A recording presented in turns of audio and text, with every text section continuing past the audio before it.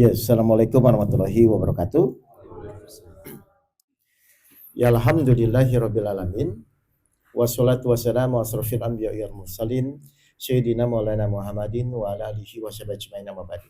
Baik, Bapak Ibu sekalian yang dirahmati Allah, jadi perkenalkan saya dengan Oke Setiawan ya, bagi yang pertama kali kenal. Lalu nanti apa yang mau kita diskusikan, menurut saya ini penting. Kalau saya tanya dulu ya sama Bapak Ibu semua ya. Bapak Ibu tuh lebih tertarik saya cerita perang Badar atau bagaimana menyelesaikan masalah hidup? Saya ulang lagi. Bapak Ibu tuh kalau disuruh memilih temanya, Bapak Ibu pilih yang mana? Saya menceritakan tentang perang Badar atau bagaimana menyelesaikan masalah hidup? Kenapa? Bapak Ibu senangnya kok temanya menyelesaikan masalah hidup? Karena itu berkenaan dengan kita sehari-hari, Pak. Berarti apa yang kita simpulkan? Silahkan Bapak Ibu ngaji, silahkan Bapak Ibu belajar ilmu, tapi kata kuncinya semakin lama ngaji harusnya semakin mudah menyelesaikan masalah. Jangan Bapak Ibu ngaji punya masalah pusing, tetangga Bapak Ibu juga nggak ngaji pusing, terus bedanya apa? Orang yang ngaji sama yang tidak ngaji. Jadi saya fokus saja Bapak Ibu, kita akan mengaji, tapi ngaji ini harus ada tolak ukurnya. Seperti Bapak Ibu kalau misalnya di kantor ya, kan tolak ukurnya Bapak Ibu berhasil misalnya jadi CEO gitu kan, mulai dari supervisor, manajer, akhirnya jadi CEO. Sama, saya tanya, Bapak Ibu pernah nggak ketika ngaji itu tanya, Ustadz ini tolak ukurnya apa? Sehingga tingkat keberhasilan dalam pengajian itu ada. Misalnya satu, kalau kita ngaji tolak ukurnya semakin mudah menyelesaikan masalah hidup misalnya. Berarti semakin lama ngaji, harusnya Bapak Ibu ketika ada masalah, ya semakin mudah. Yang kedua, misalnya doa semakin mudah dikabulkan. Karena semua orang pasti ingin doanya dikabulkan. Yang ketiga, semakin tenang di dalam menjalani hidup. Jadi salah satu fungsi pengajian ini adalah bagaimana agar kita bisa menjalani hidup dengan bahagia dunia dan akhirat. Tolong dijawab, kalau nanti statement saya salah, tolong bilang salah ya Pak ya. Baik, menurut Bapak Ibu ya, betul atau tidak semua yang hadir di sini termasuk saya, cita-citanya cuma satu, bahagia dunia dan akhirat. Ada yang lain? Wah, berarti benar ya. Nah, pertanyaan kedua. Kira-kira menurut Bapak Ibu bahagia itu mudah atau sulit? Nah, ini, saya ulang lagi. Nggak apa-apa. Saya kan Bapak Ibu tinggal jawab aja, misalnya yang mudah, sulit kan nggak ada paksaan. Maksudnya itu gini, supaya kita nanti jelas yang mau kita bahas itu menuju kepada kebahagiaan atau tidak. Kan itu aja Pak. Semua yang hadir di sini termasuk saya, betul atau tidak inginnya hidupnya bahagia dunia dan akhirat. Tuh. Pertanyaan kedua, menurut Bapak Ibu, bahagia itu mudah atau sulit? Ah, Bapak-bapak sulit, Ibu-ibu? Wah, kok jadi beda, Pak?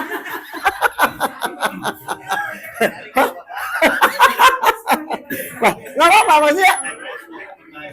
Oh. Kata Bapak sulit membahagiakan ibu-ibu katanya. Oke, buat ibu mudah, buat Bapak sulit ya. Baik. Oh, oke. Mulai nangkep ya apa yang mau saya sampaikan. Jadi yang akan kita fokuskan adalah bagaimana kita menjalani hidup agar semakin lama kita hidup semakin bahagia. Baik, kalau misalnya perbedaan pendapat nggak apa-apa ya. Buat ibu mudah, buat bapak sulit ya. Sekarang kita ambil kata sepakat. Di mana? Namanya ada Al-Quran. Mohon maaf saya tanya. Menurut Bapak Ibu, kira-kira untuk menyelesaikan masalah hidup, itu mudah atau sulit? Atau gini. Orang bermasalah itu karena masalahnya atau karena tidak tahu cara menyelesaikan? Berarti sebesar apapun masalah Bapak Ibu, kalau tahu cara menyelesaikan, mudah atau sulit? Berarti untuk menyelesaikan masalah mudah atau sulit? Halo? Mudah kan? Kalau tahu caranya. Berarti sekarang kita akan fokus. Satu, apakah benar bahagia itu mudah? Yang kedua, menyelesaikan masalah hidup itu mudah atau sulit? Kita akan kupas ini. Ya, Bapak Ibu ya. Baik, kita buka sekarang Apakah bahagia itu mudah atau sulit? Kita masuk dalam Al-Quran 87 ayat 6 sampai ayat 8. Silakan. Surat 87 Al-A'la ayat 6 sampai ayat 8. Jadi kita bahasnya beginilah biar mudah. A'udzu billahi minasyaitonir rajim. Bismillahirrahmanirrahim. Bapak Ibu kalau mau buka juga nggak apa-apa ya, 87 ayat 6 sampai ayat 8. Ayat 6. Kami akan membacakan Al-Qur'an kepadamu Muhammad sehingga engkau tidak akan lupa. Baik, terus Ayat 7. Kecuali jika Allah menghendaki. Sungguh Dia mengetahui yang terang dan yang tersembunyi. baik, perhatikan ayat 8-nya Bapak Ibu. Ayat 8. Dan kami akan memudahkan bagimu ke jalan kemudahan mencapai kebahagiaan dunia dan akhirat. Berarti tujuan Allah menurunkan Al-Quran kepada kita Bapak Ibu, supaya apa tujuannya? Ayat 8 lagi diulang Ustaz Anas. Tujuan Allah menurunkan Al-Quran kepada kita untuk apa? Silakan. Surat 87 Al-A'la ayat 8. Aa, Dan kami akan memudahkan bagimu ke jalan kemudahan mencapai kebahagiaan dunia dan akhirat. berarti untuk hidup bahagia mudah atau sulit Bapak Ibu? Mudah kalau mengikuti petunjuk-petunjuk Al-Quran. Sulit kalau Bapak Ibu mikir sendiri. Kan begitu ya? Mohon maaf Bapak Ibu tuh kalau punya masalah, mikir sendiri atau mengikuti Al-Quran? Jadi Bapak Ibu nggak pengen bahagia? Loh, caranya bahagia tadi apa? Mengikuti petunjuk-petunjuk Al-Quran. Ya, jelas nih Bapak Ibu, karena di dalam Al-Quran itu ternyata ada cara-cara bagaimana menyelesaikan masalah hidup. Saya tanya Bapak Ibu percaya nggak? Semua ujian, semua permasalahan apapun yang Bapak Ibu hadapi, ada caranya dalam Al-Quran. Berarti nanti kalau Bapak Ibu punya masalah, mikir sendiri atau mengikuti Al-Quran? Tapi Bapak Ibu senangnya yang mana? Mikir sendiri atau mengikuti Al-Quran? Biasanya mikir sendiri. Kenapa? Kurang tantangan. Nah, sekarang saya buktikan menurut Allah ternyata Al-Quran itu memang semua apapun yang Bapak Ibu hadapi ada jawabannya dalam Al-Quran. Surat 16 ayat 89. Surat 16 An-Nahl ayat 89. Apa kata Allah menurut Al-Quran? Dan kami turunkan kitab Al-Quran kepadamu untuk menjelaskan segala sesuatu sebagai petunjuk. Kami turunkan kitab Al-Quran kepadamu Muhammad untuk menjelaskan segala sesuatu sebagai petunjuk. Segala itu apa Bapak Ibu? Semuanya. Berarti di dalam Al-Quran ada nggak cara menyelesaikan semua permasalahan? Berarti di dalam Al-Quran ada nggak Pak cara menyelesaikan istri cerewet? Halo? Ada ya Pak Ustaz? Iya kan segala. Coba. Nah iya kalau belum nemu kan itu masalah Bapak Ibu ya. Tapi sebenarnya ada nggak dalam Al-Quran? Coba ulang-ulang.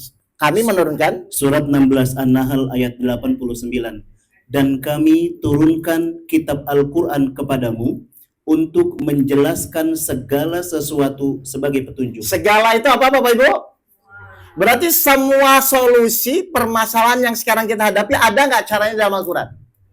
Ada nggak cara menyelesaikan suami pelit? Ada. Istri cerewet? Menantu nggak nurut? Ada harusnya. Masalah Bapak Ibu belum paham, maka fungsinya kita ngaji itu seperti itu. Berarti semakin belajar Quran, harusnya semakin mudah menyelesaikan masalah hidup. Nah, ini Ustadz tuh ngomong aja atau berdasarkan praktek? Saya ulang dulu ya. Jadi kenapa saya mau mengambil tema ini Pak? Karena ini kejadiannya saya sudah alami dulu sendiri. Jadi saya alami, lalu saya praktekkan Al-Quran, ternyata benar-benar memang semua permasalahan itu harusnya mudah terselesaikan. Baik, saya cerita sedikit. Tahun 2005, saya tuh dulu punya perusahaan di Jakarta, Pak. Namanya PT Multisolid dulu. 2005 meningkat, 2006 meningkat, 2007 mulai collab, 2008 saya bangkrut total. Ya.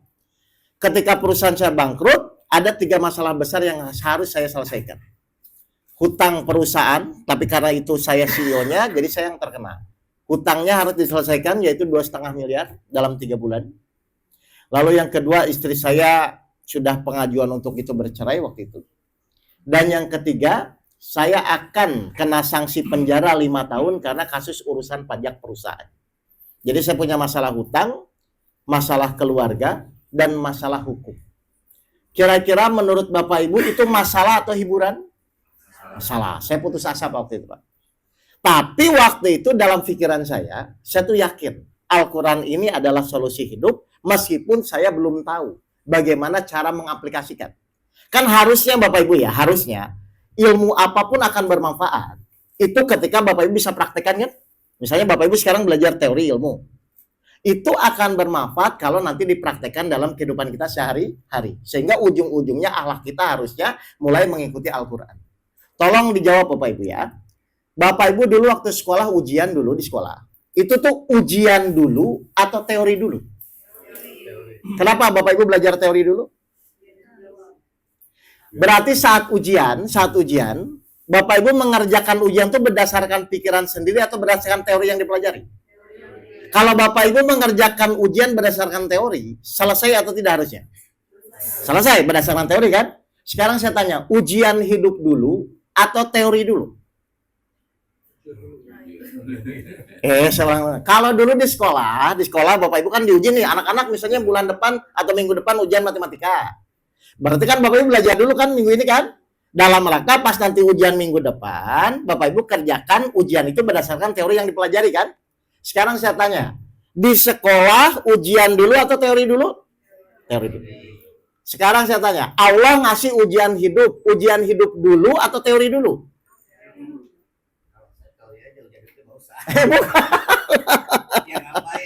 Bukan Pak, maksudnya secara logika, kalau Allah ngasih ujian kita diuji semua kan, suka nggak suka kan? Ketika Bapak Ibu diuji oleh Allah itu, harusnya ujian dulu atau teori dulu?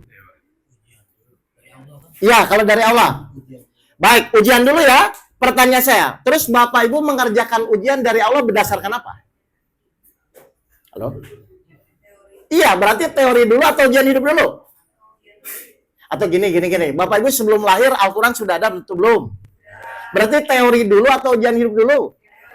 Allah menurunkan Al-Quran itu maksudnya nanti Bapak Ibu diuji, lalu Bapak Ibu ikuti teori-teori dalam Al-Quran, bukan mikir sendiri.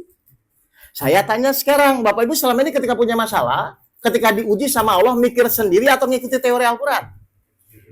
Mikir sendiri, maksudnya mau buat teori baru? Loh kan di Al-Quran itu sudah ada. Baik, saya buktikan ya. Benar nggak ketika Allah menguji, Allah tuh sudah kasih petunjuknya. 76 ayat 2 dan ayat 3, silakan. Surat 76 Al-Insan ayat 2 dan ayat 3. Apa menurut Allah? Sungguh kami telah menciptakan manusia dari setetes mani yang bercampur, yang kami hendak mengujinya. Baik, menurut teori orang hidup pasti akan diuji. Bapak Ibu mau diuji? Saya ulangi. Sungguh kami telah menciptakan manusia dari setetes mani yang bercampur, yang kami hendak mengujinya. Setiap manusia setelah lahir Allah siapkan ujiannya. Jadi menurut teori itu begitu Pak. Makanya Bapak Ibu suka nggak suka pasti dapat ujian kan? Berarti wajar nggak orang hidup itu diuji Pak? Yang namanya wajar itu harusnya biasa-biasa saja atau pusing? Kalau Bapak Ibu diuji pusing, wajar atau tidak wajar? Coba Ustaz dibaca lagi. Surat 76 Al-Insan ayat 2. Gak apa-apa, kalau pertama kajian saya bolak-balikan dulu cara berpikirnya. Coba. Sungguh kami telah menciptakan manusia dari setetes mani yang bercampur. Suka tidak suka Bapak Ibu kan diciptakan Allah kan Pak? Kan Bapak Ibu nggak minta ya nih. Setelah diciptakan apa keinginan Allah? Yang kami hendak mengujinya. Berarti pasti diuji nggak? Berarti Bapak Ibu semua yang hadir di sini pasti diuji nggak? Berarti wajar nggak orang dapat ujian? Yang namanya wajar itu harusnya biasa-biasa saja atau pusing? Berarti kalau pusing itu wajar atau tidak wajar? Bapak Ibu selama ini orang wajar, orang tidak wajar? Ya sudah, silakan dievaluasi. Ngerti nih Bapak Ibu nih? Paham? Baik, tapi kita lihat kata Allah teorinya. Setelah Allah kasih ujian, apa katanya? Terus? Sungguh kami telah menunjukkan kepadanya jalan yang lurus. Ada yang bersyukur dan ada pula yang kufur. Berarti setiap ujian itu ada petunjuknya nggak Pak? Tinggal diikuti atau difikirkan? Bapak Ibu ketika punya masalah, mikir atau mengikuti? Mikir apa? Lo kan ada petunjuknya. Nah, saya tadi dari Masjid Villa Bintaro, ya, datang ke sini. Saya kan belum tahu, Pak, tempatnya. Kira-kira saya mikir atau buka Google Map? Kenapa saya nggak mikir? Karena sudah ada. Kalau sudah ada petunjuknya, berarti kita ikuti atau kita pikirkan? Kalau sudah ada petunjuknya, kalau belum, baru kita pikirkan. Sekarang saya tanya, setiap ujian tuh ada nggak petunjuknya? Berarti nanti Bapak Ibu pas diuji, mikir atau ikuti? Tapi senangnya mikir atau ikuti?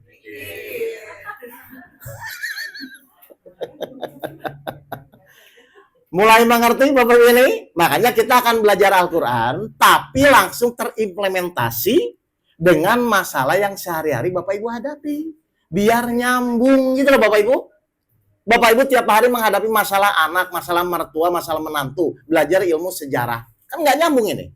Berarti belajarlah ilmu yang memang benar-benar berkaitan dengan kehidupan Bapak Ibu sehari-hari. Namanya ilmu kehidupan.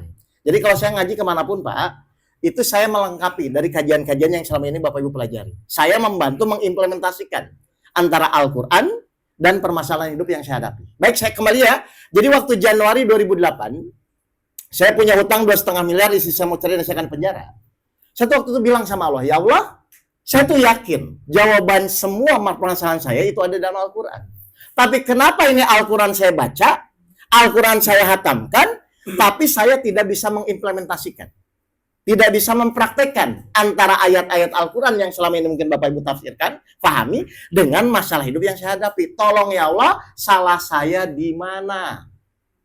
Akhirnya, Alhamdulillah, Allah Maha Baik, dan pasti baik ya. Akhirnya saya dapat petunjuk, kesalahan saya itu cuma satu. Saya belajar Al-Quran, saya belajar hadis, saya belajar tafsir, tidak ada gurunya. Oh, kan kalau Bapak Ibu baca-baca bisa. Betul ya? Misalnya baca tafsir juga bisa. Tapi mengimplementasikannya bagaimana? Ternyata itu perlu bimbingan guru. Akhirnya doa saya rubah. Ya Allah, tolong pertemukan saya dengan seorang guru yang bisa mengajarkan saya bagaimana cara mempraktekkan ayat-ayat Al-Quran dengan masalah yang saya hadapi. Alhamdulillah, singkat cerita saya ketemu guru saya. Lalu saya diajarkan bagaimana cara mempraktekkan Al-Quran dan masalah hidup yang saya hadapi di Januari 2008 itu. Singkat cerita saya diajarkan caranya, saya praktekkan. Apa yang terjadi? 2,5 bulan selesai masalah saya semuanya. Hutang 2,5 miliar selesai, istri tidak jadi bercerai, dan saya tidak jadi di penjara. Berarti masalah selesai itu karena saya pinter atau karena saya mengikuti petunjuk? Berarti semua permasalahan yang Bapak Ibu hadapi, harusnya kalau Bapak Ibu mengikuti petunjuk, selesai atau tidak? Tahu dari mana?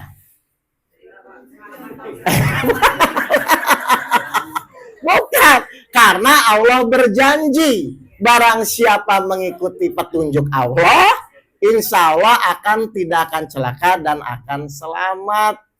Makanya silahkan Bapak Ibu ikhtiar, tapi tolong ikhtiarnya harus dalam rangka mengikuti petunjuk, bukan mikir sendiri. Jelas ini Bapak Ibu ini? Jadi masalah istri cerewet ada nggak Pak dalam Al-Quran caranya? Ada. Suami pelit? Ada. Menantu nggak nurut?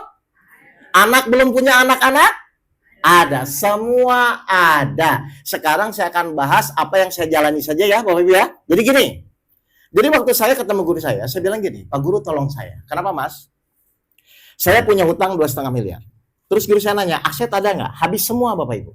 Aset ruko habis, karyawan habis, istri pun hampir habis. Karena sudah pengajuan. Pokoknya udah hampir semua. Terus guru saya nanya, terus apa yang Mas aku lakukan? Saya bilang setahun lebih saya sudah berusaha menyelesaikan masalah saya. Tapi kenyataannya saya pun bingung, saya sudah berikhtiar, tapi intinya mentok semua, tertutup semua. Baik, kata guru saya, sekarang kita akan mulai. Masuk ke kalau mau bantah-bantah. Jadi nanti kalau saya diskusi ya Bapak Ibu ya. Bapak Ibu bantah boleh ya, bantah-bantah saja. Tapi saya akan jawab pakai ayat. Ini ceritanya. Masuk ke hutang 2,5 miliar. Saya, kata guru saya, nama guru saya Kiai Antono. Saya hutang 5 juta. masuk ke hutang 2,5 miliar. Kira-kira menurut Bapak Ibu, lebih cepat mana yang lunas? 5 juta atau 2,5 miliar? Saya jawab 5 juta juga, Pak. Kenapa Bapak Ibu jawab yang 5 juta? Salah, kata guru saya. Saya makin bingung. Loh, kan Pak, salah. Makanya masalah Mas Oke nggak selesai-selesai. Saya bilang, Pak Guru, tolong jangan saya suruh berpikir, ini saya juga sudah makin pusing, saya bilang. Karena udah nyambung, Pak. Kalau Bapak Ibu kan masih segar, nah, mungkin masalahnya nggak ada masalah ya. Saya bilang, tolong jangan dibolak-balik. Saya bilang, terus guru saya bilang, baik. Sekarang Bapak Ibu bantah ya jawaban saya kalau salah ya. Kan tadi Bapak Ibu jawab yang 5 juta atau 2,5 miliar? Saya juga jawab 5 juta, guru saya bilang salah. Salahnya di mana? Salahnya satu, Bu. Kalau 2,5 miliar tidak ditolong Allah, atau 5 juta tidak ditolong Allah, 2,5 miliar ditolong Allah, kira-kira mana yang lebih cepat lunas? Kenapa tadi Bapak Ibu bilang yang 5 juta? Tahu nggak Bapak Ibu kesalahannya? Kesalahan manusia selama ini adalah mengukur masalah berdasarkan kemampuan pemikirannya. Mau 5 juta, mau 2,5 miliar. Kalau Allah yang menolong, selesai atau tidak? Berarti ada nggak masalah besar kalau Allah nolong? Ada nggak masalah kecil kalau Allah nolong? Mau besar mau kecil, kata kuncinya apakah Allah mau menolong masalah kita atau tidak. Mau 5 juta, kalau nggak Allah tolong ya tetap aja nggak akan lunas. Kenapa begitu? Karena ternyata petunjuknya seperti itu, Pak. Surat 3 ayat 160. Apa kata Allah? Surat 3 Al-Imran ayat 160. Apa ya kata Allah? Silakan. Maka Surat 3 Al-Imran ayat 160. jika Allah menolong kamu, maka tidak ada yang dapat mengalahkan kamu. Tetapi jika Allah membiarkan kamu atau tidak memberi pertolongan, maka siapa yang dapat menolongmu setelah itu? Ini maksudnya apa Bapak Ibu menurut ayat ini? Jika Allah menolong kamu, maka tidak ada yang bisa mengalahkan kamu. Tapi jika Allah tidak menolong Bapak Ibu, maka siapakah yang akan menolong setelah itu? Berarti maksudnya apa ini? Semua permasalahan, apapun yang Bapak Ibu hadapi, bisa nggak selesai tanpa pertolongan Allah? Berarti masalah selesai itu karena kemampuan Bapak Ibu atau karena pertolongan Allah? Baik, sekarang saya tanya. Kira-kira menurut Bapak Ibu, selama ini kita ikhtiar, niatnya ya, silakan jawab ke masing-masingnya. Niatnya itu untuk menyelesaikan masalah atau supaya Allah menolong? Betul, Pak. Saya setahun lebih kenapa nggak selesai-selesai? Karena niat saya dan secara umum manusia pasti begitu ya. Pasti niatnya adalah untuk menyelesaikan masalah. Si fulan sakit pergi ke dokter. Niatnya supaya sembuh atau supaya Allah nolong? Sembuh biasanya. Kalau Allah tidak menolong? Nah, berarti harusnya niat yang benar supaya sembuh atau supaya ditolong Allah. Bapak Ibu selama ini ikhtiar, niatnya supaya selesai atau supaya ditolong Allah? Nah, ini awalnya. Kenapa akhirnya masalah kita jadi sulit selesai? Kira-kira kalau Bapak Ibu ingin ditolong Allah, harusnya bersyukur atau mengeluh? Bapak Ibu selama ini ketika punya masalah, biasanya bersyukur atau mengeluh? Tapi ingin ditolong? Tapi mengeluh? Nah.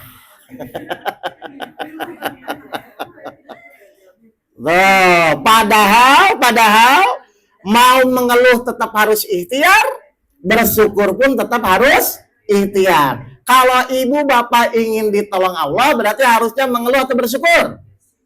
Bersyukur tuh ngomongnya apa? Enggak punya uang, ngomongnya apa? Suami marah-marah? Istri cerewet?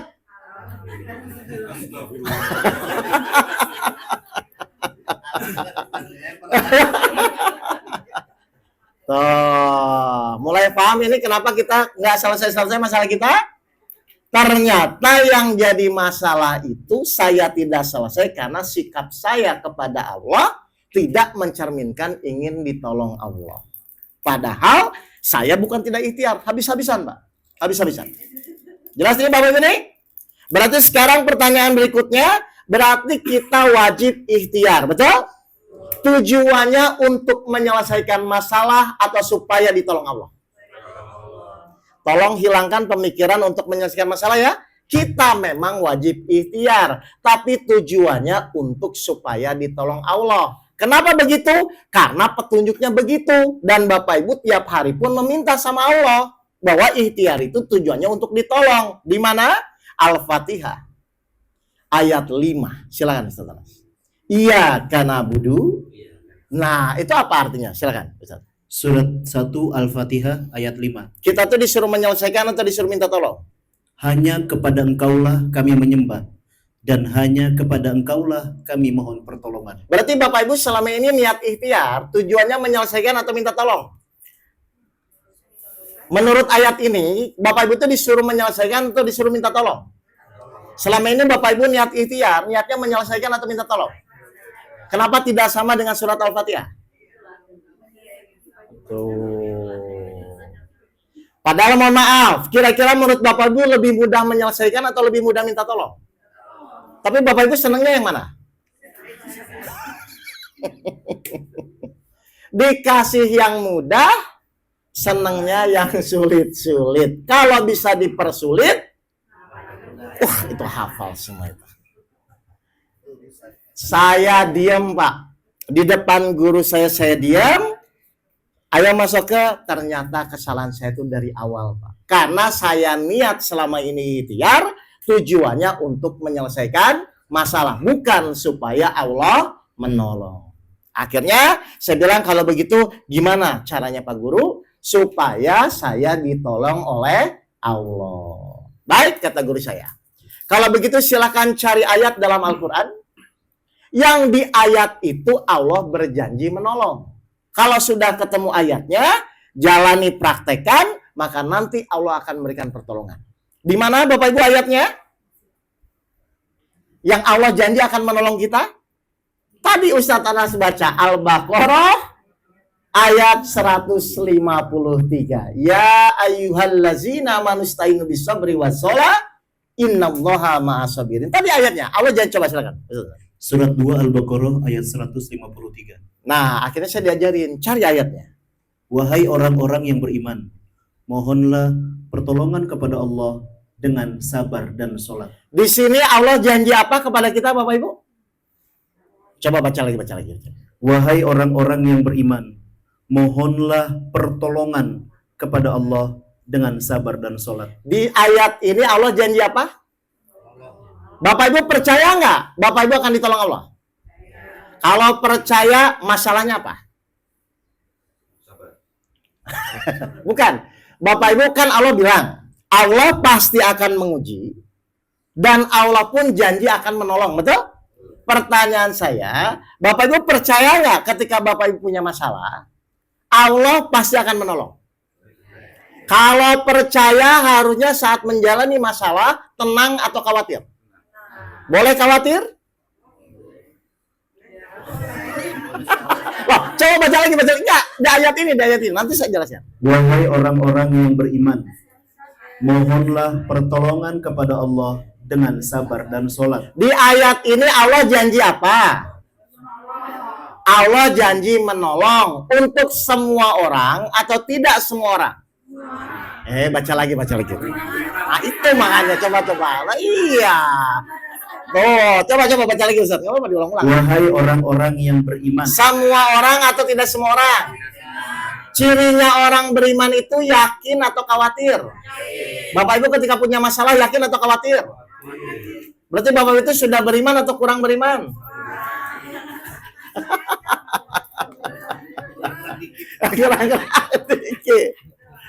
Oke, saya ulang lagi ya. Berarti di ayat ini Allah janji akan menolong kita, betul? Kepada siapa? Satu orang yang beriman. Yang kedua, sabar. Yang ketiga, sholat. Saya ditanya oleh guru saya, Masuk ke sudah beriman? Insya Allah Pak Guru. Saya dari kecil sudah Islam, saya yakin kepada Allah. Baik. Sudah sabar? Kalau nggak sabar, saya bilang saya bunuh diri dengan masalah ini. Sudah sholat? Apalagi sholat, saya bilang tahajud 11, duha 12, rawatib 10. Saya jalani Bu, kepepet. Loh kalau orang udah pusing Pak, kan semua ibadah dijalani Pak. Terakhir guru saya cuma nanya, sudah ditolong? Belum, saya bilang. Berarti iman, sabar, sholat saya yang belum benar atau ayatnya yang salah? Oke, sekarang saya akan tanya kepada Bapak Ibu. Bapak Ibu sudah beriman? Menurut perasaan atau menurut Al-Quran? Baik, kita lihat cirinya orang beriman menurut Al-Quran, bukan perasaan. Surat 5 ayat 69. Bapak Ibu cek, cirinya orang beriman menurut Al-Quran. Surat 5 Al-Maidah ayat 69. Apa kata Al-Quran? Cirinya orang beriman, surat 5 ayat 69. Barang siapa beriman kepada Allah, kepada hari kemudian dan berbuat kebajikan, maka tidak ada rasa khawatir padanya dan mereka tidak bersedih hati. Cirinya orang beriman apa Bapak Ibu? Tidak khawatir dan bersedih. Bapak Ibu masih ada rasa khawatir dan bersedih? Berarti sudah beriman atau kurang beriman? Kenapa tadi ngaku sudah?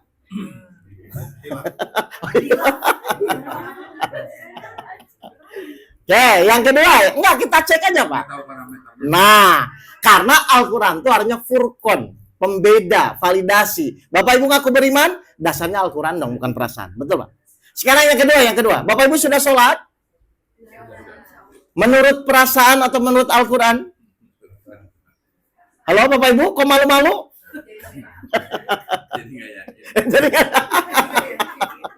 Oke, kita lihat ya, cirinya orang sholat menurut Al-Quran, bukan perasaan Pak. Surat 70 Al-Ma'arij, ayat 19 sampai 22. Cirinya orang sholat. Apa kata Allah? Surat 70 Al-Ma'arij ayat 19 sampai 22. Apa cirinya orang sholat?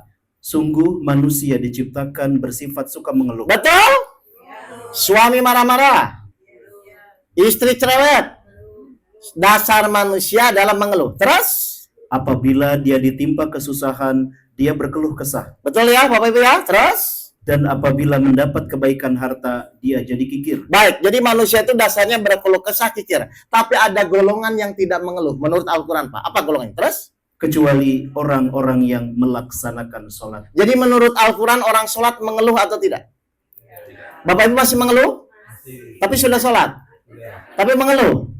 Nah, berarti iman harus kita perbaiki, sholat juga harus kita perbaiki. Terakhir, Bapak Ibu sudah sabar?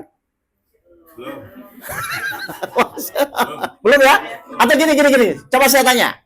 Menurut Bapak Ibu sabar itu sulit atau mudah? Sulit atau belum tahu caranya? Mohon maaf, selama ini Bapak Ibu tuh kalau punya masalah, ujung-ujungnya disuruh sabar atau diajarkan caranya sabar. Nah, ketika ada orang yang nyuruh sabar, pernah nggak Bapak Ibu tanya, Ustadz saya bukan orang sabar, ingin jadi sabar, bagaimana caranya? Pernah nggak ditanya caranya atau cuma disuruh? Nah, kalau cuma disuruh gimana Bapak Ibu bisa sabar? Sabar itu harus diajarkan caranya. Ikhlas itu harus diajarkan caranya. Karena selama Bapak Ibu tidak diajarkan caranya, maka itu akan menjadi sulit. Saya buktikan ya. Dan ternyata menurut Al-Quran, orang sulit sabar itu bukan karena sulit, karena tidak tahu caranya. 18 ayat 68. Surat 18 Al-Kahfi ayat 68. Apa kata Allah? Dan bagaimana engkau akan dapat bersabar atas sesuatu, sedang engkau belum mempunyai pengetahuan yang cukup tentang hal itu. Berarti sabar itu sulit atau belum tahu caranya? Berarti sekarang Bapak Ibu harus belajar bagaimana caranya beriman, bagaimana caranya sholat, bagaimana caranya sabar, supaya apa? Pulang praktek masalah ditolong Allah. Mohon maaf, semua yang hadir di sini punya masalah kan? Dan pasti ingin selesaikan Pak? Ternyata selesai itu harus dengan pertolongan Allah bagi orang-orang yang beriman. Baik, dari 3 ini, Bapak Ibu mau belajar yang mana dulu? Iman dulu, sabar dulu, atau sholat dulu? Terserah. Halo? Dari 3 syarat ini kan ada iman, ada sabar, ada sholat ya. Bapak Ibu ingin belajar sabar dulu. Oke, berarti urgent ini sabar. Ya, iya kan sabar urgent kan? Sabar terhadap cucu, menantu. Ibu senang menantu nurut atau tidak nurut? Halo? Oh, belum punya ya? Belum punya. Ya udah, berarti Nurut sama mertua enggak? Oke, kita sepakat dulu ya. Berarti pertemuan ini kita akan bahas tentang sabar. Baik. Sekarang pertanyaan saya. Jadi Bapak Ibu gini ya, jawabnya sederhana aja langsung. Misalnya gini. Si fulan sakit. Kenapa dia harus minum obat? Supaya sembuh. Maka dia minum obat itu dengan kesadaran atau paksaan, Pak? Karena saya ingin sembuh, maka saya minum obat. Sekarang pertanyaan saya, kenapa Bapak Ibu ingin sabar? Bukan supaya sembuh loh.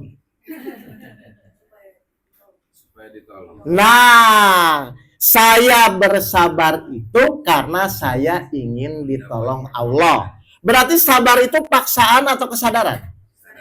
Bapak Ibu selama ini kalau sabar biasanya dipaksa atau kesadaran? Sadar paksa. Ngerti nggak Bapak ini? Jadi kalau kita mau melakukan sesuatu, makanya tadi saya bilang, kita ngaji itu apa sih tolak ukurnya? Biar Bapak Ibu sadar. Oh, saya ngaji itu tolak ukurnya harus mudah menyelesaikan masalah. Akhirnya ngaji jadi kebutuhan.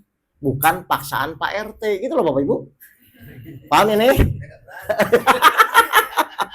Nggak bisa. Oke ya, berarti kenapa kita harus sabar? Supaya ditolong Allah. Berarti nanti sabar itu kesadaran atau paksaan? Nah, harusnya kesadaran. Tinggal bagaimana yang dipaksa menjadi kesadaran kan? Paham ya Bapak Ibu ya? Jadi saya sabar itu supaya ditolong Allah. Berarti sabar dulu baru ditolong atau ditolong dulu baru sabar? Sabar dulu ya. Tolong dijawab dengan jujur. Bapak Ibu selama ini kalau punya masalah, ingin cepat selesai atau ingin sabar? Jadi nggak mau ditolong? Saya ulang. Sabar dulu baru ditolong atau ditolong dulu baru sabar? Berarti kalau Bapak Ibu nanti punya masalah, harusnya ikhtiar itu ingin cepat selesai atau ingin sabar? Kalau Bapak Ibu ikhtiar dengan sabar, pasti selesai karena ditolong Allah. Jadi satu, kenapa kita harus sabar? Supaya ditolong Allah. Yang kedua, kenapa kita harus sabar? Halo?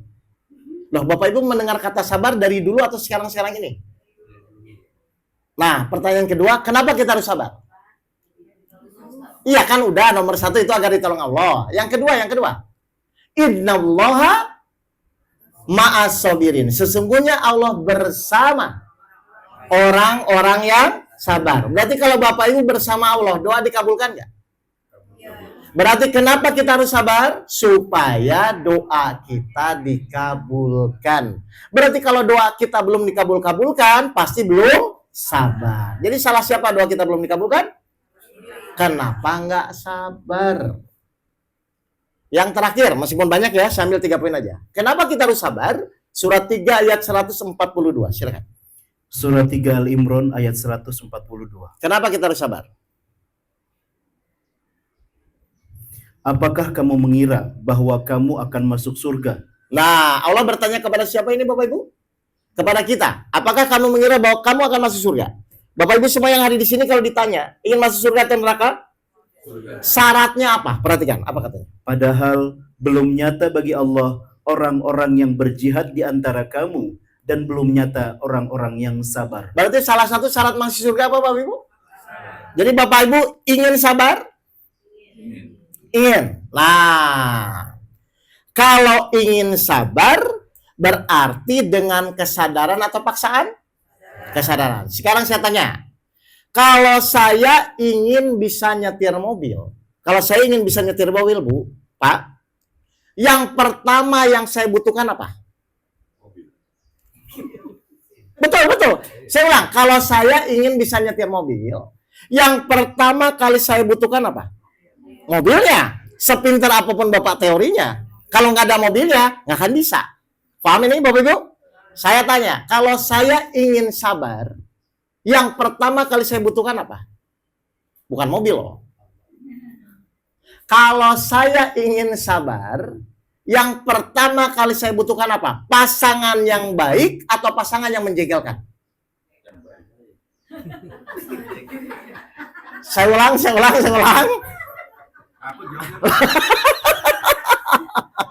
Kalau saya ingin bisa nyetir mobil, saya butuh mobilnya. Karena sepintar apapun Bapak teori, kalau tidak ada mobilnya nggak akan bisa nyetir mobil. Kalau saya ingin sabar, yang pertama kali saya butuhkan pasangan yang baik atau yang menjengkelkan? Jadi Bapak butuh nggak pasangan menjengkelkan? Sebagai masalah atau sarana latihan sabar? Oh, nah, karena Bapak Ibu harus sadari ya, dalam hidup ini, menurut Bapak Ibu nih yang sudah pengalaman ya, berapa banyak kejadian yang terjadi dalam hidup ini? 2 Pak menurut Al-Quran. Kejadian enak dan tidak enak, baik dan buruk. 21 ayat 35. Surat 21 Al-Anbiya ayat 35. Jadi menurut Al-Quran itu kejadian itu 2. Apa kata Allah? Setiap yang bernyawa akan merasakan mati. Terus? Kami akan menguji kamu dengan keburukan dan kebaikan. Jadi kejadian hidup itu ada berapa Bapak Ibu? 2. Kebaikan namanya kejadian enak atau tidak enak? Enak. Kalau keburukan? Berarti Bapak Ibu dalam hidup ini selama ini Bapak Ibu cuma latihan sama 2 kejadian. Kejadian enak dan tidak enak. Sekarang saya tanya ulang. Kalau Bapak Ibu ingin sabar, Bapak Ibu butuh kejadian enak atau tidak enak? Kejadian tidak enak tuh kira-kira Pak, disenyumin istri atau dimarahin istri Pak? Berarti Bapak Ibu kalau ingin sabar butuh yang mana?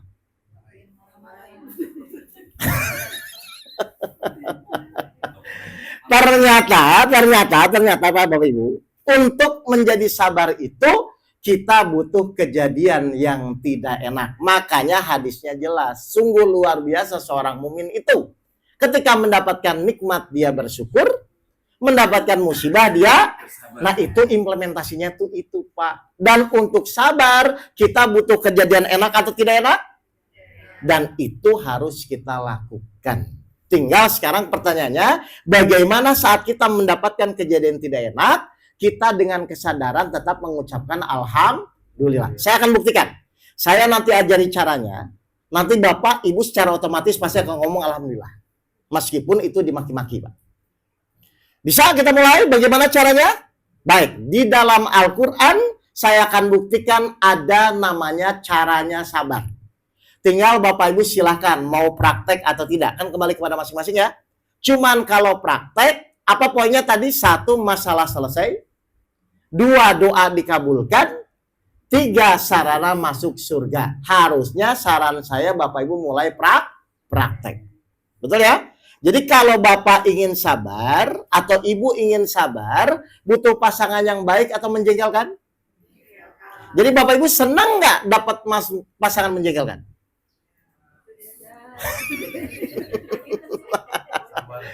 Mau senang tidak senang tetap akan terjadi karena Allah akan menguji 2 hal dengan keburukan dan kebaikan. Suka tidak suka?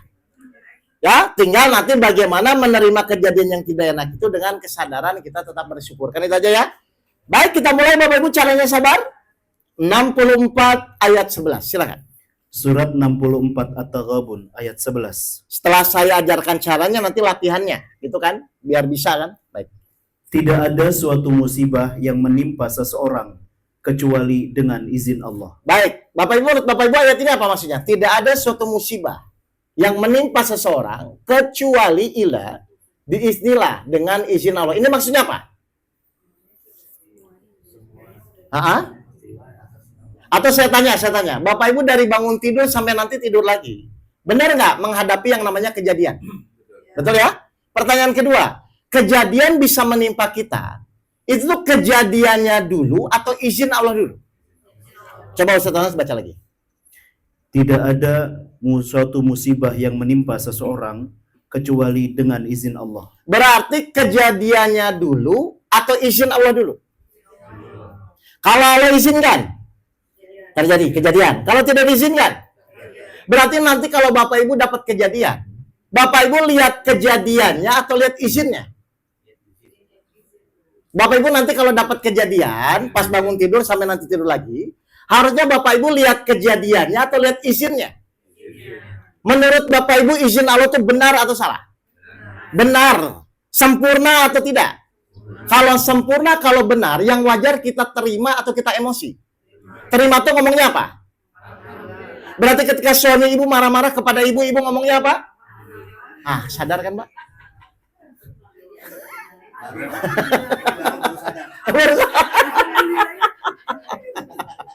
Lah, kenapa selama ini Bapak Ibu tidak terima? Kenapa selama ini Bapak Ibu emosi? Karena selama ini yang Bapak Ibu lihat kejadiannya. Yang Bapak Ibu lihat orangnya. Bapak Ibu lupa bahwa kejadian bisa terjadi ini atas izin Allah.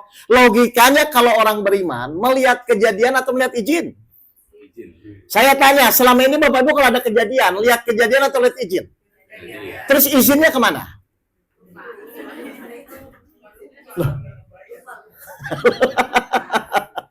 Saya tanya, cucu anak ibu minta keluar jam 12 malam, hujan, diizinkan atau tidak? Kenapa? Lihat manusia saja. Sebelum membuat izin, kan pakai pertimbangan kan Bapak Ibu? Sekarang selevel Allah mengizinkan suatu kejadian. Kira-kira ngawur atau pasti benar? Kalau pasti benar yang wajar Bapak Ibu terima dengan kesadaran atau emosi? Berarti ketika istri Bapak marah-marah ke Bapak, Bapak ngomong apa? Boleh agak panjang, Pak. Oke. Baik, kalau gitu saya langsung ajari prakteknya langsung ya. Saya agak ke sini ya. Setelah bantu saya. Biar Bapak Ibu nanti pulang tuh ada yang dibawa gitu loh. Perhatikan, ini caranya. Kalau Bapak Ibu ingin praktek doa dikabulkan, masalah selesai, mudah kok caranya. Ustadz Anas ini mau maki-maki saya, ya. Kalau saya ingin sabar, saya lihat maki-makinya, lihat orangnya atau lihat izin Allahnya. Kan Bapak Ibu ingin bersama Allah kan? Lihat izinnya. Misal, ini misalnya Bapak Ibu Allah tidak bertempat tinggal. Misal izin Allah di sini. Ini misal izin Allah di sini. Berarti pas dia maki-maki saya, pikiran saya itu ke dia, atau pikiran saya digeser ke izin? Geser, ya Allah karena Engkau yang mengizinkan. Saya terima. Itu yang Allah inginkan. Berarti pengaruh nggak dia maki-maki saya? Enggak, karena kan pikiran saya sudah ke izin. Nah, yang selama ini Bapak Ibu sakit hati, emosi, itu gara-gara melihat izin atau melihat orang? Dari kapan? Sampai? Jadi kalau Bapak Ibu ingin bersabar, kita tidak bicara kejadian, kita tidak bicara orang, tapi kita bicaranya izin. Kalau Bapak Ibu nanti ada kejadian bisa melihat izin, hati tenang, langsung berdoa. Insya Allah pasti dikabulkan. Kasih Ustaz. Kenapa begitu? Ini terjadi di bulan Juni 2023. Ini saya pribadi ya Pak ya, biar bukan orang lain. Waktu itu ada kejadian tiba-tiba orang maki-maki saya. Saya nggak kenal, saya juga nggak tahu. Dia maki-maki saya. Kalau saya ingin doa dikabulkan, berarti saya lihat maki-makinya, lihat orangnya atau lihat izinnya? Saya praktek, ya Allah saya terima atas izinmu. Sebelum saya tabayun, sebelum saya ngomong. Jadi saya terima dulu atas izin Allah. Setelah diterima biasanya mekanismenya hati tenang. Biasanya itu. Ketika hati tenang, apa di pikiran saya? Jadi waktu itu saya tuh ingin daftar haji Bapak Ibu. Di Jakarta tuh antrian 35 tahun. Saya bilang ini nggak akan nyampe. Kalau misalnya saya nunggu 35 tahun, umur saya udah keburu tua. Nah, pertanyaan saya. Kira-kira kalau doa kita dikabulkan, bisa nggak saya naik haji secepatnya? Bisa. Akhirnya ada momen, saya dimaki-maki orang, lalu saya melihat izin, hati saya tenang, saya bilang, ya Allah saya ingin naik haji waktu itu. Juni 2023 Bapak Ibu. Apa yang terjadi? 18 Mei 2024 saya naik haji. 12 Mei 2025 saya naik haji lagi. Kira-kira saya terima kasih atau emosi sama yang maki-maki saya? Kenapa? Gara-gara dia menjadi sarana doa dikabulkan. Berarti kalau ibu dimarah-marahin suami, terima kasih atau emosi? Halo Bu? Bagi siapa? Bagi yang melihat izin, bukan melihat kejadian. Ini perlu latihan, saya paham. Karena biasanya orang kalau tidak diajarkan begini, sabar itu bukan melihat izin, tapi hanya memendam. Itu bukan sabar ya Bapak Ibu ya. Sabar itu adalah mengalihkan cara berpikir yang tadinya melihat kejadian menjadi izin. Cirinya kalau ibu benar-benar menerima, melihat Allahnya, 13 ayat 28. Silakan dibaca. Jadi yang saya ajarkan metode praktis aja ya Bapak Ibu, biar Bapak Ibu tuh pulang bisa langsung praktek. Lo kan biar dirasakan Pak, supaya kita yakin dengan ayat-ayat Quran. 13 ayat 28, apa kata Allah? Surat 13 Ar-Ra'd ayat 28. Apa katanya? Yaitu orang-orang yang beriman dan hati mereka menjadi tentram dengan mengingat Allah. Ingat apanya Bapak Ibu? Semua yang terjadi menimpa diri kita itu bisa terjadi atas izin Allah. Kalau Bapak Ibu melihat izin Allah, apa yang terjadi? Terus? Ingatlah, hanya dengan mengingat Allah hati menjadi tentram. Hanya tuh satu atau banyak? Berarti kalau Bapak Ibu dapat kejadian melihat izin Allah, kira-kira tenang atau emosi? Itu maksudnya. Silakan dilatih dan itu tergantung masing-masing. Kalau pengen cepat bisa, latihannya setiap hari atau sebulan sekali. Berarti Ibu harus latihan sama siapa ini? Silakan masing-masing. Gini. Kalau saya ingin jadi ahli tinju, bisa nggak tinju sendirian? Harus ada apa? Lawan. Kalau Bapak Ibu ingin jadi ahli sabar, bisa nggak sabar sendirian? Harus ada apa? Lawan. Bapak Ibu ada lawan di rumah? Nah, udah latihan itu. Sampai refleks. Sampai mulai terbiasa. Bisa ya Bapak Ibu ya? Tolong dijawab. Kita akan semakin kepada ayat-ayat Quran setelah dibuktikan atau sebelum dibuktikan? Silakan buktikan. Ketika Bapak Ibu difitnah, ketika Bapak Ibu dizolimi, ya Allah saya terima atas izin-Mu. Lalu Bapak Ibu berdoa, kita lihat terbukti atau tidak dikabulkan. Kalau setan inginnya sakit hati, kalau Allah inginnya Bapak Ibu menerima. Selama ini Bapak Ibu biasanya mengikuti siapa?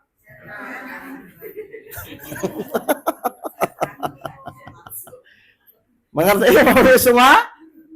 Ya, tapi sabar itu bukan diam ya. Sabar itu pukulan pertama.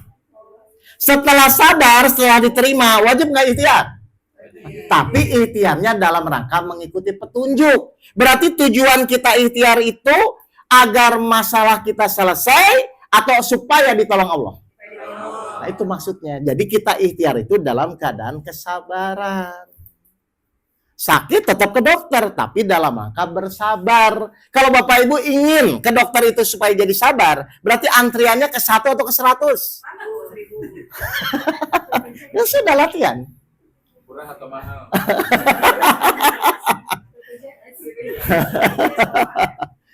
Ngerti ya Bapak Ibu?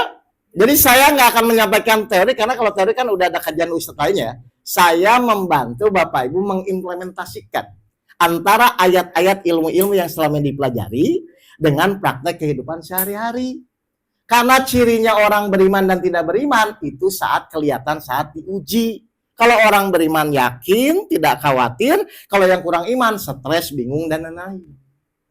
Akhirnya, apa yang dipelajari dalam Al-Quran harusnya mulai dipraktekkan. Ujung-ujungnya akhlak yang mulia. Kan Rasul diturunkan untuk menyempurnakan akhlak kan Bapak Ibu?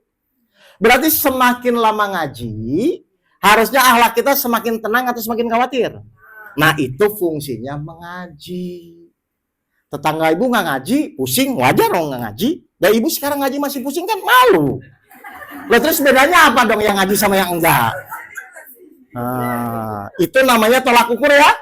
Jadi silahkan selamat berlatih dengan masalahnya masing-masing. Loh iya kan? Tapi saya share dulu. Kalau saya dulu latihannya gini Pak. Saya dulu latihannya gini. Kan saya setelah diajari guru saya itu kan saya praktek ya Pak. Praktek belajar iman sabar sholat kan saya praktekkan. Itu 2,5 bulan kan selesai masalah saya. Jadi saya tuh prakteknya gini Pak. Kan kalau waktu itu ada orang nagih ke saya kan maki-maki. Karena memang namanya orang punya hutang wajar nggak dimaki-maki? Atau sekarang yang punya hutang yang maki-maki? Oke. Kalau dulu sebelum saya ngerti sabar, dimaki-maki kan kita sembunyi karena saya takut kan waktu itu kan, takut. Akhirnya dalam pola berpikirnya saya jadi berubah. Nanti kalau dia maki-maki saya mau latihan. Jadi saya udah niat. Jadi pas dimaki-maki itu saya dengerin, tapi ngomong alhamdulillahnya dalam hati ya. Ya dong, masa suami marah-marah terus ibu alhamdulillah ya jadi emosi nanti. Maksudnya alhamdulillah saya terima atas izin-Mu ya Allah kan begitu ya. Saya gitu Pak, dimaki-maki ya Allah saya terima. Saya diam aja, saya terima. Bukannya nunggu dia selesai. Apa yang terjadi Bu? Sebelum selesai tiba-tiba dia diam, terus dia bilang, "Ya udah ke Nanti kalau kamu punya uang aja nanti bayar. Bayangkan. Allah membolak-balikan hati. Kenapa? Innallaha ma'as-sabirin. Sesungguhnya Allah bersama orang-orang. Pokoknya kalau Bapak Ibu sudah bersama Allah, jangan kaget, yang sulit akan menjadi mudah. Itu prakteknya. Doa-doa kita yang mungkin selama ini belum terkabulkan akan menjadi mudah dikabulkan. Saya tanya aja, sebesar apapun masalah ibu, setinggi apapun keinginan, kalau doa kita dikabulkan, terwujud atau tidak? Syaratnya bersama Allah atau tidak bersama Allah? Berarti sabar itu ada batasnya nggak? Nah itu, karena bisikan sabar ada batas itu dari siapa? Selama ini menurut ibu sabar ada batasnya? Berarti ibu mengikuti?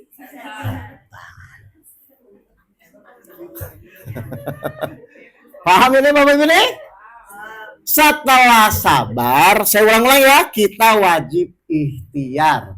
Tapi ikhtiarnya dalam rangka menyelesaikan masalah atau dalam rangka mengikuti petunjuk? Menurut petunjuk Bapak Ibu tuh ikhtiarnya disuruh minta tolong. Berarti ini urusan sikap atau kemampuan? Sikap, karena cirinya orang minta tolong tuh pasti tenang, bersyukur, yakin, itu cirinya. Tunjukkan kepada Allah bahwa Bapak Ibu itu layak ditolong oleh Allah. Nah, cara latihan yang kedua, kalau saya, kan semua terjadi atas izin Allah ya Pak ya. Akhirnya saya mulai ngeprint Pak. Di kotak kecil, di print, ditempel nih di dinding, izin Allah. Di pintu, izin Allah. Jadi pas suami marah-marah, nih gitu. Kan ini suami istrinya ngaji, jadi tinggal tunjukin aja izin Allah. Atau misalnya di setir mobil, kalau Bapak Ibu lagi nyetir mobil tuh, disalip, mau marah, oh ini izin Allah. Jadi ingat gitu loh. Ini hal-hal yang teknis aja langsung. Karena semua apapun yang ibu lakukan, yang Bapak Ibu lakukan, itu tetap akan tercermin dari akhlaknya. Orang beriman tidak beriman dari akhlaknya. Orang ngaji tidak ngaji dari akhlaknya. Paham Bapak Ibu nih? Bisa dipraktikkan? Alhamdulillah. Sudah kebayang lawannya siapa? Tulis saja. Misalnya 1 siapa, 2 siapa. Saya tanya, gini, saya tanya, kalau ibu sudah sabar, lawannya berubah nggak? Misalnya suami marah-marah, terus ibu sudah, ya Allah saya terima atas izinmu kan? Terus ibu udah sabar nih, ibu kan berdoa, ya Allah bolak-balikan hati suami saya. Berarti kalau ibu sudah sabar, harusnya lawannya berubah atau tidak? Pasti berubah. Biar apa? Biar Bapak Ibu tuh tahu Bapak Ibu sudah sabar atau belum. Allah pasti ngasih ciri. Semua, pokoknya mau pikun apapun, yang penting tugas ibu menerima dulu atas izin Allah dulu. Lah ibu tahu caranya sabar kapan? Lah kan baru sekarang, kan belum latihan. Lah kan belum. Gimana Bu? Ya. Kalau digodain gimana? Digodain gimana? Kalau Ustaz digodain orang cewek lain misalnya yang sabar nggak? Lah. Itu berubah. Gini, saya jelaskan dulu ya. Sabar itu pilihan atau takdir? Pilihan. Berarti bisa nggak kita milih sabar? Bisa nggak kita milih emosi? Poligami itu takdir atau pilihan? Papa poligami sudah takdir gitu? Keberanian. Kalau saya marah-marah sama cewek misalnya, Ya. saya marah-marah saya tunjuk ceweknya gitu. Tapi saya nggak sabar. Ya enggak, pilihan kan? Pilihan ya. Pertanyaan saya, syarat Allah menyelesaikan masalah kita apa? Kan ibu ingin ditolong Allah. Berarti ibu harus mengikuti Allah atau keinginan sendiri? Kan simpel ini. Ngerti nggak nih Bapak Ibu nih? Atau yaudah, saya langsung kasus ya. Ada jamaah saya, suaminya poligami, gitu aja. Biar jelas. Nanti ibu teknisnya apa ya? Sebenarnya ini ada pelajaran ikhlas sebenarnya, tapi nggak apa-apa. Gini, dia tanya, Ustadz, suami saya poligami. Sudah terjadi atau belum? Kalau sudah terjadi, pilihannya apa? Takdir. Tapi kalau belum terjadi, pilihan. Ibu mau marah atau emosi, tetap sudah poligami belum? Sudah. Tinggal sekarang pertanyaan berikutnya, ibu tuh ingin ikhtiar dalam rangka ditolong Allah atau supaya puas? Udah gitu aja. Nggak bisa dua-duanya. Iya puas tuh maksudnya tonjok, pukul, kan begitu bisa. Boleh? Silakan. Iya, silakan. Karena suami itu hilang tuh cuma dua. Diambil Allah. Nah udah itu udah aja. Kan pilihan cuma dua memang. Ngerti nggak nih Bapak ini? Jadi kalau hal sudah terjadi namanya takdir. Tapi kalau belum terjadi namanya pilihan. Kok ini jadi ke poligami sih? Saya kan nggak bahas itu nih. Udah nanti aja ya. Tenang. Iya, maksudnya tuh ujiannya yang sederhana-sederhana dulu. Jangan yang jauh-jauh ya. Iya.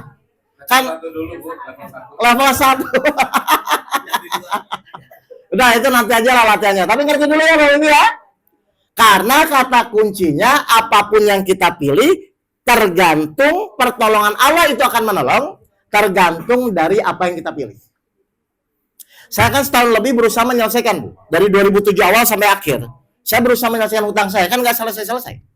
Karena saya memilihnya dalam cara berpikir saya adalah bagaimana menyelesaikan masalah. Akhirnya cuma 2,5 bulan selesai. Gara-gara saya pilih bagaimana agar Allah menolong. Berarti ini masalah keadaan atau diri kita sendiri. Makanya Allah disuruh merubah masalah atau merubah diri. 8 ayat 53. Silakan. Surat 8 ayat 53. Apa kata Allah?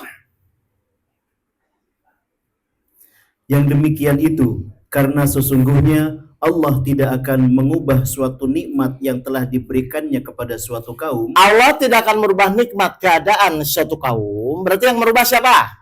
Allah. Terus kita disuruh apa? Coba. Hingga kaum itu mengubah apa yang ada pada diri mereka sendiri. Jadi kita disuruh merubah diri atau merubah keadaan. Tapi Bapak Ibu senangnya merubah diri atau keadaan. Nah itu yang terjadi. Kalau Bapak Ibu rubah diri Bapak Ibu ya, dari yang tidak sabar jadi sabar, baru keadaannya Allah rubah dengan pertolongannya. Kan yang merubah kondisi kan Allah nanti. Tapi berdasarkan perubahan diri kita. Lebih mudah merubah diri atau keadaan? Tapi Bapak Ibu senangnya yang merubah diri atau keadaan? Nah itu dikasih yang mudah malah pengen yang susah. Saya tanyakan apa sih Bapak Ibu itu senang yang sulit-sulit? Kurang tantangan? Mengerti ya Bapak Ibu? Baik, ada pertanyaan? Oh, udah jam 11 nih. Iya, silakan. Oh iya, bagus. Baik, ini bagus ini. Ibu langsung nanya implementasi ya. Kan selama ini jujur saja, manusia itu kalau dikasih masalah, dia akan konsentrasi bagaimana menyelesaikan atau bagaimana memenuhi syarat Allah menolong. Itu yang terjadi. Saya waktu itu rasakan, saya kan punya masalah dan secara umum orang ketika punya masalah adalah pasti dalam pikirannya bagaimana secepatnya menyelesaikan kan? Ternyata guru saya bilang salah. Harusnya Mas Oke itu ketika punya masalah adalah konsentrasi bagaimana agar secepatnya memenuhi syarat Allah menolong. Syaratnya apa tadi? Iman yang benar, sabar yang benar, sholat yang benar. Lalu apa yang terjadi Ibu? Ketika saya benar-benar yakin Allah menolong. Karena kan Allah berjanji ya. Surat 51 ayat 23. Nanti saya runut dulu ya biar langsung Bapak Ibu paham ya. Surat 51 Az-Zariyat ayat 23. Surat 51 Az-Zariyat ayat 23. Apa kata Allah? Maka demi Tuhan langit dan bumi, sungguh apa yang dijanjikan itu pasti terjadi seperti apa yang kamu ucapkan. Allah janji apa kepada kita? Menolong kita. Tapi janji Allah akan terjadi, syaratnya apa? Seperti apa yang kamu prasangkakan, apa yang kamu ucapkan. Kalau dari awal Ibu tidak yakin Allah nolong, maka tidak akan terjadi. Akhirnya apa Bapak Ibu? Yang saya rubah pertama, keyakinan bahwa pasti Allah menolong masalah saya. Setelah saya yakin kepada Allah, maka apa janji Allah? Surat 10 ayat 9. Surat 10 Yunus ayat 9. Setelah saya yakin sama Allah, ini yang terjadi Bapak Ibu. Sesungguhnya orang-orang yang beriman dan mengerjakan kebajikan niscaya diberi petunjuk oleh Tuhan karena keimanannya. Apa janji Allah kepada orang yang yakin kepada Allah? Saya tanya, kalau Bapak Ibu ikhtiar mengikuti petunjuk, selesai atau tidak? Jadi waktu saya rubah di jiwa saya, Pak, oke kalau gitu saya yakin Allah pasti menolong, saya akan ikhtiar. Tiba-tiba ada orang datang ngasih proyek sama saya. Datang sendiri atau karena Allah yang gerakkan? Jadi saya ikhtiarnya tetap, Pak, tapi jadi dipermudah. Teman yang ngutangin saya yang tadinya marah-marah, dia bilang, yaudah saya ikhlaskan, pokoknya kamu bayar nanti kalau kamu punya uang. Istri tiba-tiba nelpon, nggak jadi deh, kasihan anak kan baru kecil, masih kecil. Orang pajak datang, Pauke, nggak usah denda bayar, ini ada pemutihan. Siapa yang bisa menggerakkan itu? Makanya Allah bilang Allah maha mengatur segala urusan. Kepada siapa? Kepada orang yang imannya benar, sabarnya benar, sholatnya benar. Tinggal pertanyaan saya kepada Bapak Ibu itu kalau punya masalah, ingin diatur Allah atau diatur sendiri? Ya kalau gitu nurut sama Allah, jangan ngeyel. Ibu kalau dinasihatin suami, ngeyel atau nurut? Oh.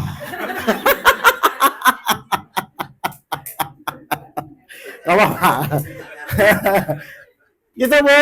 Jadi saya tuh bukan karena saya bisa, Allah yang menggerakkan karena syarat mulai terpenuhi.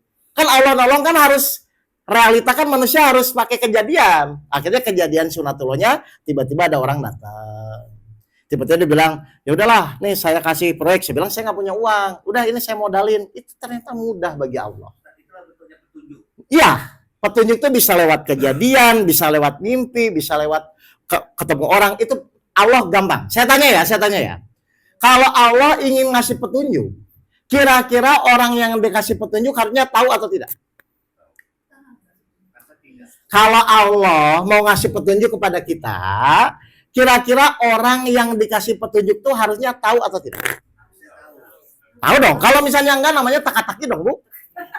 Oh iya dong, masa orang kasih petunjuk kita enggak? Nah, kalau Bapak Ibu nggak paham bagaimana cara Allah petunjuk, pasti Allah ngasih cirinya. Orang-orang yang mengikuti petunjuk itu bagaimana cirinya? Al-Baqarah ayat 38. Surat 2 Al-Baqarah ayat 38. Ini, kalau Allah ingin memberikan petunjuk, Bapak Ibu akan merasakan itu kok. Kami berfirman, turunlah kamu semua dari surga. Kemudian jika benar-benar datang petunjukku kepadamu, maka barang siapa mengikuti petunjukku, tidak ada rasa takut pada mereka dan mereka tidak bersedih hati. Cirinya tuh itu, Bu. Jadi pas saya menjalani masalah, itu tuh tenang aja. Pokoknya jalani ikhtiar gitu. Tapi tenang, kemudahan mulai muncul itu. Ya jelas ya Bapak Ibu ya? Jadi hidup kita tuh sebenarnya hanya tiap hari tuh petunjuk demi petunjuk. Allah ngasih ujian, Bapak Ibu buka teorinya, ikuti petunjuknya. Nanti ada ujian lagi, buka lagi teorinya, ikuti petunjuknya. Kalau belum paham, makanya Bapak Ibu wajib ngaji, mencari ilmu. Jelas Bapak Ibu ini? Jadi nanti kalau Bapak Ibu punya masalah, tapi kok Bapak Ibu tenang, berarti udah mulai benar, itu pasti ngikuti petunjuk, pasti selesai. Tapi kalau punya masalah, Bapak Ibu khawatir, panik, biasanya lama selesainya. Sampai nanti Bapak Ibu jadi tenang. Paham ya Bapak Ibu ya? Jadi kalau Bapak Ibu nggak ngerti petunjuk, cek aja hati. Kalau hati kan nggak bisa bohong. Bapak Ibu tenang, khawatir kan pasti tahu. Nah itu silakan aja dicek. Tenang. Pokoknya misalnya Bapak punya masalah ya, misalnya hutang 3 miliar, tapi kok tenang, tapi ikhtiar, itu berarti cepat selesai.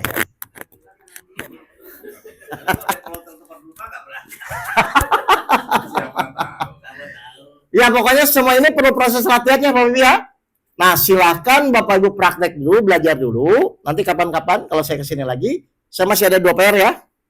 Ada iman, ada sholat. Silahkan nanti Bapak Ibu. Tapi Ibu Bapak praktek dulu, sabar aja dulu. Ya, berarti kata kuncinya apa? Nanti kalau apapun yang terjadi menimpa kita, ucapkan apa? Udah gitu aja. Enggak punya uang? Suami pulang jam 12? Besok suami mancing jam 10 pagi? Ya sudah, latihan aja. Baik, ada pertanyaan lagi? Oh, silakan Bu. Oke. Oh ya. Saya tanya, Ibu ketika mendapatkan kejadian anak belum punya jodoh, Ibu tuh khawatir atau meyakini ini izin Allah? Nah itu, kan Ibu tinggal rubah itu aja. Ikhtiar itu wajib nggak? Wajib, tapi dalam rangka ditolong Allah. Berarti kalau Ibu ingin ditolong Allah, baik ya Allah, ini semua terjadi atas izinmu, saya terima. Setelah itu ikhtiar lagi. Jadi tugas kita tuh gini, Menerima masalah, jalani. Menerima masalah, jalani. Saya tanya, kenapa menerima itu wajib? Kenapa menerima itu wajib? Saya tanya lagi kalau begitu. Bapak Ibu kalau ingin lulus ujian, soalnya diterima atau ditolak? Bisa nggak nolak soal tapi lulus? Apa yang dikerjakan? Loh, berarti ketika Allah ngasih ujian hidup, wajib nggak kita menerima? Kenapa Ibu harus menerima? Biar bisa mengerjakan. Karena orang lulus ujian tuh pasti diawali dari menerima soal. Berarti menerima itu mudah atau sulit? Sulit. Sulit, karena yang dilihat bukan izinnya. Jadi supaya mudah menerima, ternyata Bapak Ibu harus latihan melihat izin. Dan ini memang perlu proses. Saya mengerti, tapi jangan kelamaan. Kan masalah Bapak Ibu semakin banyak sekarang. Tapi mohon maaf ya, sebanyak apapun masalah, tetap yang nolong siapa? Nah kalau gitu apa masalahnya?